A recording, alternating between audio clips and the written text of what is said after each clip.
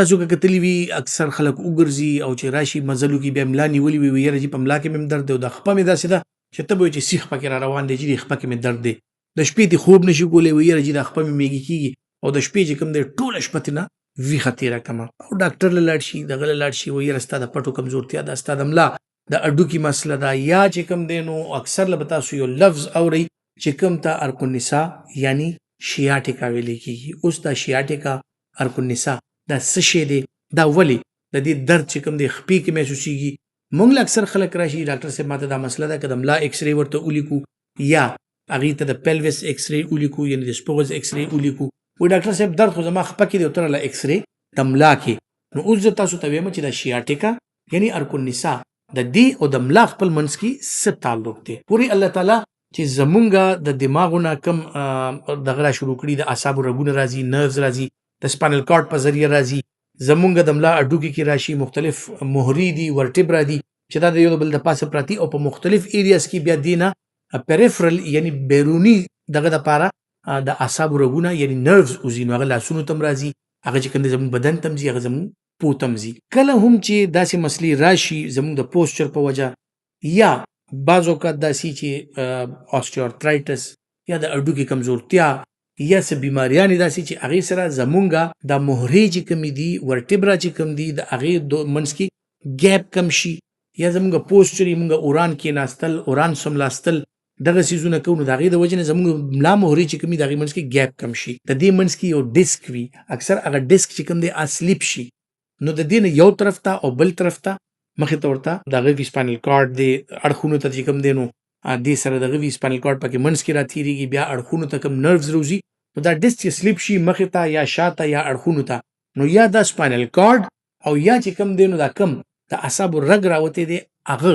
ټریپ کي هغې باندې پریشر واچوي نو کله چې ستاسو نرو سره یو څیز لګي او اریټیټ کوي نو هغې سره به تاسو ته نیوروپیتیک پین کیږي یعنی په هغه ایریا کې به تاسو ته درد کیږي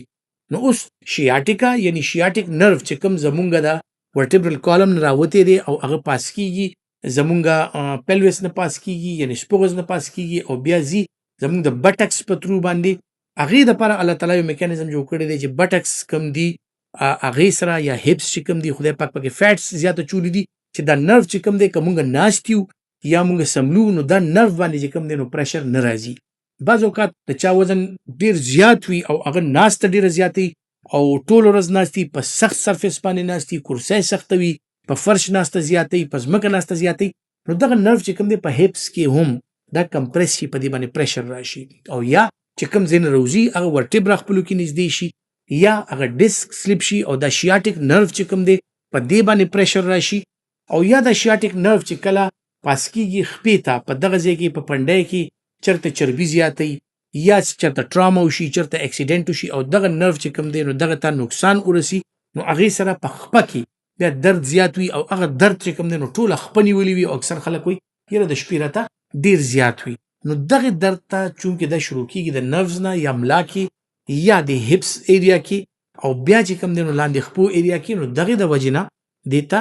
نیوروپیتیک پین یا شیاټیکا پین وي او دغه وجه ده چې تاسو کله ډاکټر له لاړ شي ستاسو خپه میږي کېږي او خپه کې درد وي هغه تاسو له ایکس رې د ملو کې نو ګوري چې دا شیاټیک نرو چې کوم دی دا چېرته کمپریس شوی دی نو دا کمپریشن والا چې کوم نیوروپتیز دي او دې ته انټریپمنټ نیوروپتیز وایي لکه نرو چې کوم دی هغه انټریپ شي او یا نرو ته نقصان ورسي په هغې پریشر راشي د هغې د وجې نه تاسو ته په سټ کې که مسله راشي نو دواړه اوږې دواړه لاسونه که کارپل ټنل راشي نو صرف دا د لاسونو پنجې او که شیاټیکا وي نو یو خپه یا بله خپه دې کې تکلیف راتلی شي شیاټیکا اکثر له چې کوم دی نو مونږ دوایانې ورکو مثل ریلیکسنټ ورکو کیلشیم وایټامین ډي سپلیمنټیشن ورکو مختلف داسې څیزونه ورکو چې هغې سره دا ښه شي فزیوتراپي ورته وکړو پوسچر باندې زور روړو چې یاره ستا پوسچر چې کوم دی ستا ناسته ستا ولاړه دا ټیک وي ستا ملاسته ټیک وي ستا ارام پوره وي نو دې سره دا انټریپمنټ نیوروپتیز نه کېږي او اکثر ورسره کم شي خو بهرحال بیا هم دا اکثر لکېږي نو په دې کې بیا مختلف داسې څیزونه وي چې کم دغه نرو انټریپمنټ دی دغه مونږ ختم کړو آیا